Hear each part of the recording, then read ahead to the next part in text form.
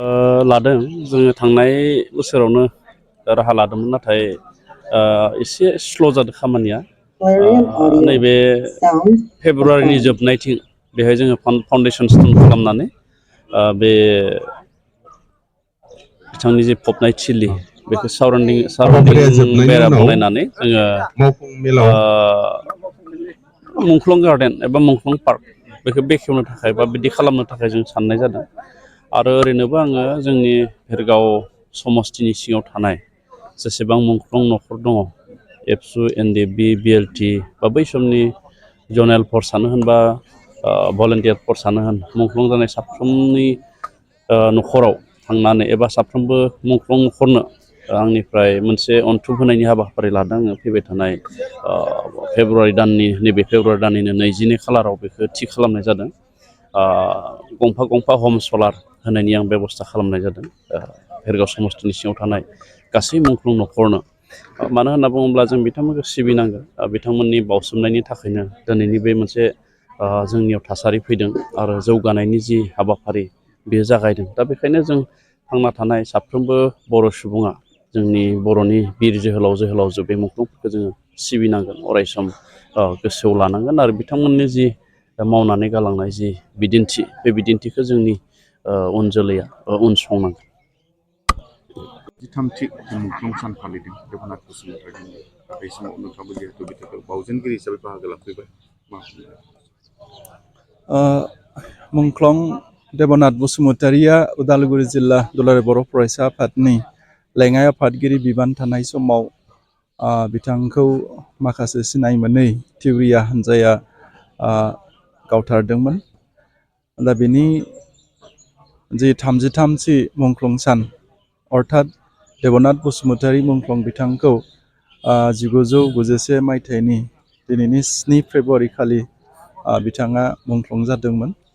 दा बेखौ अरायसम दुलाराय बर' फरायसा आफाद उदालगुरि जिल्लाया मान होबोदों आरो बिथांमोननि मावनाय बिथांमोननि जि सान्थौ आरो सानस्रिखौ गोथाङै दोननो थाखाय उदालगुरि जिल्ला दुलाराय बर' फरायसा आफादा बोसोरफ्रोमबो मुंख्लं सान हिसाबै फालिबोदों आरो बिथांनि जि फबनाय जायगा बेयाव फैनानै बिबार बावनाय गासै रायजो राजाफोरखौ जयै लानानै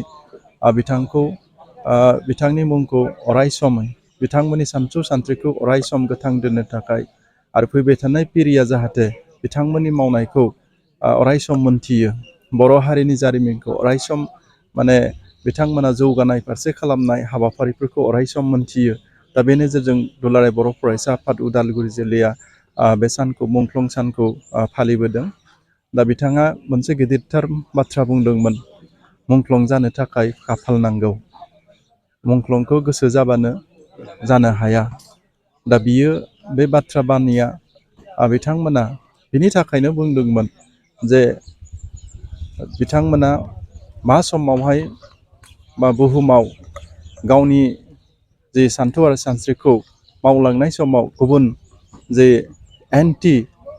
समाजनि एन्टि मावग्रा बिथांमोना मा समाव मा नोजोर होयो आरो बिनिनो गेजेराव मानसिया जे अरायसमै थांनानै थागोन मोजां खामानि मावोब्लाबो दा बेखौ रावबो मोनस्लिस्लाबा दा बै बाथ्राफोरखौ नुनानै आरो बै मुंख्लं जानो थाखाय खाफाल नांगौ गोसो जानानै मुंख्लं जानो हाया।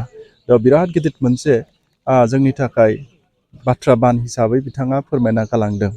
दा बेखौनो जोङो नोजोर हिसाबै दिनै नायोब्ला बिजिरना नायोब्ला नुगोन जे सा साज्रां समाज सिबिनाय सा साज्रां समाजनि बाथ्रा बुंनाय सा साज्रां अरायसम बाथ्राखौ मानसिनि सिगाङाव फोरमायोब्ला बिथांमोना अरायबो समाजनिफ्राय गाव हारसिंनो जानगाराव थानाङो। नाथाय जाय सुबुङा अरायसम गोसो मोदोम होनानै बावसोमनानै समाजनि थाखाय मावो बिथांमोना अरायसम समाजजों अनजायो सिबिजायो। दा बै बाथ्राफोरखौ बिथांमोना रोखायै फोरमानना गालांनाय जों बेखौ नुदों। दा बेनिखायनो बिथांमोना मुंख्लं जादोंब्लाबो दिनै सारा बर' हारिया बिथांमोनखौ गोसोखांदों। मुंख्लंखौ बिथांमोना ओरैनो जायाखै बेखौ बिनि बिनिमय दिनै बिथांखौ अरायसम सिबिनानै बिथांनि मांखरसालियाव फैनानै बिबार बावफैनाय बिथांखौ अराय समै गोथाङै दोननाय बिनि सान्थौ बानिफोरखौ अराय गोथाङै दोननो थाखाय जोंनि लिरगिरिफ्रा सान्थौगिरिफ्रा दिनै लिरनानै दोनलांदों। दा बेनिखायनो आङो दिनै बिथांनि मुंख्लं सानाव आङो बिथांनि नखरजों लोगोसे दुलाराय बर' फरायसा आफादनि जानानै दुखुखौ हमा बाहागिखौ फोरमायबाय आरो फैबाय थानाय समाव बिथांमोननि सान्थौ आरो सानस्रिखौ अराय सम जोंनि हारि गायसननायनि गेजेराव लाना थांबाय थानांगोन। अब्लाना जोङो फैबाय थानाय समाव बड'फाया बुंना गालांनाय बर' हारिखौ गेरेमसा खालामनांगौ, बर' हारिया गेरेमसा जानांगौ, बे मोनसे कन्ट्रोलखौ जोङो सहैनो हागोन। आं बेखिनिखौ दिनै फोरमायबाय। मुंख्लं देबनाथ बसुमतारीनि 33थि मुंख्लं जानाय सान दिनै उदालगुरि जिल्ला दुलाराय बर' फरायसा आफादा डिमाकुसि दख'रा दुलाराय बर' फरायसा आफादनि हेफाजाबाव बिथांखौ खबर होनाय जि थावनि पश्चिम पटलायाव जों बिथांनि बे मुंख्लं सानाव जोङो दुलाराय बर' फरायसा आफादनि गोथार फिरफिलाखौ खावसे माने बिरहोनाय लोगोसे बिथांनि खबर होनाय जिथु खबर खालियाव बिबार बावनाय हाबाफारि जों लादों आरो बिनि गेजेरजों दुलाराय बर' फरायसा आफाद उदालगुरि जिल्ला हिसाबै थांनाय गोलाव समाव दखरा आफादा बिथांनि बे मुंख्लं सानखौ माने फालिबोदोंमोन। रिसेन्टलि फ्राय 6 बोसोर सिगांनिफ्राय जिल्ला आफादा लोगोसे आनसलिकजों बे हाबाफारिखौ लाबोनाय जादों। दा बेवहाय जोङो बिथांनि जिथु मुंख्लं जानाय सान बेखौ बोसोरथामनि उन गिदिर मोनसे हाबाफारि लानायनि गेजेरजों बिथांनि जिथु हाबा मावलांनाय, बिथांनि जिथु हारिनि थाखाय कन्ट्रिबिउसन, बे गासै बाथ्राफोरखौ जोङो एसे गुवार लेभेलाव फोसावनायनि मोनसे थांखि लाना दोननाय जादों। आरो बे हिसाबै फैबाय थानाय समाव जों थांखि लाखानाय बायदि बिथांनि जिथु खामानि मावलांनाय बेखौ अरायथा गोजोर खालामनायनि हाबाफारि जों निश्चय लांगोन। आरो बिथांखौ गोसोखांनानै दिनै बिथांनि मुंख्लं सानावल' जोङो माने बिथांखौ गोसोखांदों बे नङा। दुलाराय बर' फरायसा आफादा बिथां आरो बिथांजों लोगोसे जेसेबांखिनि मुंख्लं दङ बे मुंख्लं बिथांमोननि खामानि मावनाय, बिथांमोननि जिथु हारिनि थाखाय कन्ट्रिबिउसन बेखौ अराय गोजोर खालामनायनि थांखिजों जोङो आवगायबाय थानाय जादों। गोबां हाबाफारिफोर जों लायो आरो थिग बेबायदियैनो दिनै उदालगुरि जिल्ला दुलाराय बर' फरायसा आफादा मोनफ्रोमबो बोसोराव जोङो माने कनफारेन्स कनभेनसननि समाव जोङो गेलेमु आयदायाव माखासे बादायलायनायफोर जों होनाय जायो। आरो बेयावहाय जोङो मुंख्लं देबनाथ बसुमतारी बिथांनि मुंखौ गोजोर खालामनायनि थांखिजोंनो दिनै जिल्ला आफादा जि बुलुर बादायनाय जों होयो, बे बुलुर बादायनायखौ जोङो बिथांनि मुङाव दोननाय जादों। आरो बेबायदिनो गुबुन गुबुन मुंख्लं बिथांमोननि मुङाव गुबुन गुबुन आयदाफोरखौ जों दोननाय जादों। आरो बेबायदिनो बिथांमोननि खामानि मावनायखौ गोजोर खालामलांनो जों हास्थायनाय, नाजानायखौ जों अरायसम दोनबाय थादों। दा दिनै बिथांनि जिखिनि खामानि मावनाय जों अराय गोसोखांनो नांगोन। बिथाङा मोनसे बाथ्रा बुंदोंमोन जे जेब्ला बिथाङा दरं जिल्ला दुलाराय बर' फरायसा आफादनि बिबानगिरि हिसाबै खामानि मावदोंमोन। लोगोसे लेङाइ गाहाय नेहाथारि महरै बिथाङा बिबान लानानै खामानि मावदों, गाहाय नेहाथारिनि बिबान लानानै खामानि मावदों, लोगो आफादगिरि बिबान लानानै खामानि मावदों। आरो बे लोगो आफादगिरि बिबान थानाय समावनो बिथाङा मुंख्लं जादों।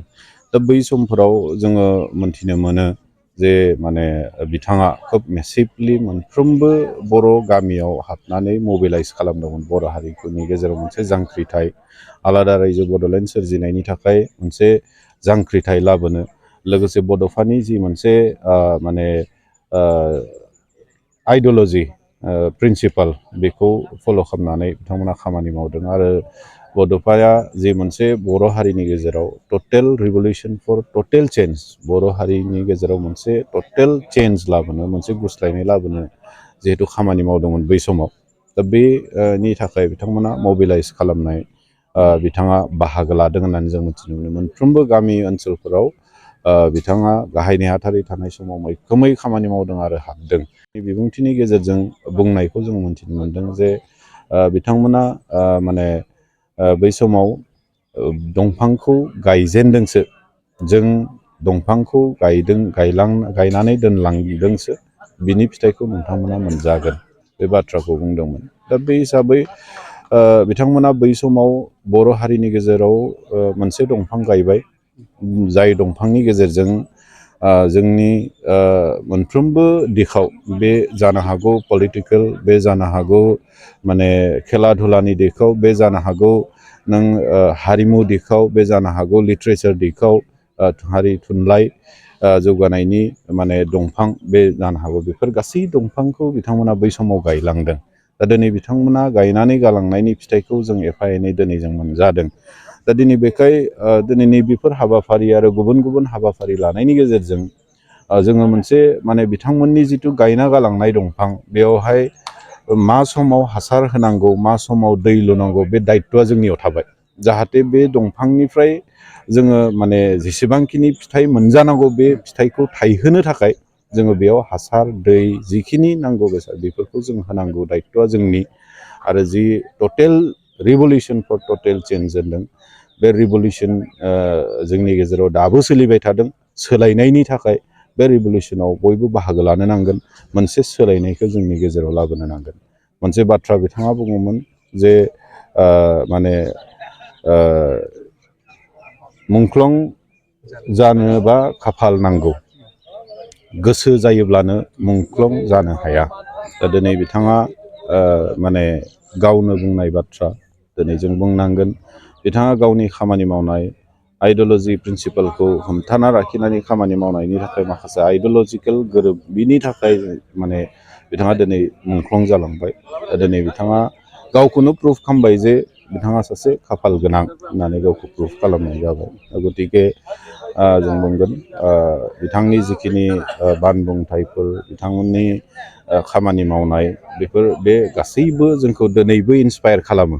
जाथिनि थाखाय खामानि मावनो अराय सम माने आवगायलांनो थाखाय दिनै इन्सपायार खालामो। साफ्रोमबो मुंख्लंनि बिनिमय जों जिखिनि दिनै मोनसे गोजोन थासारिखौ मोनबाय।